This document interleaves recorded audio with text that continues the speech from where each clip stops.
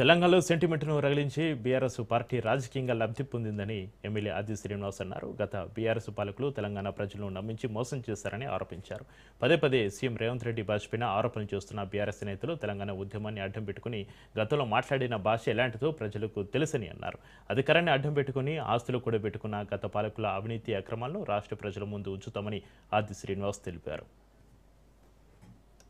తెలంగాణ ప్రజలకు తెలిసిపోతుందని చెప్పిన నక్కస్తో మా ముఖ్యమంత్రి రేవంత్ రెడ్డి గారి పైన ఈర్ష్యాభావంతో మాట్లాడే మాటలే తప్ప తెలంగాణ ఉద్యమాన్ని అడ్డు పెట్టుకొని ఆ తర్వాత అధికారాన్ని అడ్డు పెట్టుకొని బూతు పురాణం కేసీఆర్ గారు మాట్లాడిన మాటలు బయటకు తీయమంటారా అంటున్నాం. బూతు పురాణాన్ని తెలంగాణలో పరిచయం చేసిందే కేసీఆర్ గారు కదా అంటున్నాం.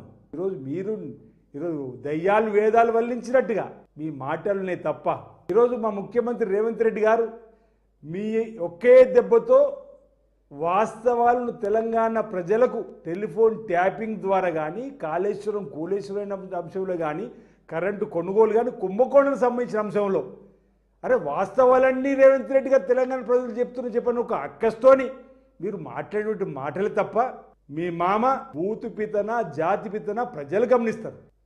మీరు జాతి పితని బిరుదిస్తే సరిపోతుందా? దానికి తెలంగాణ ప్రజలు కూడా చప్పట్లు కొట్టాలనా అంటున్నా.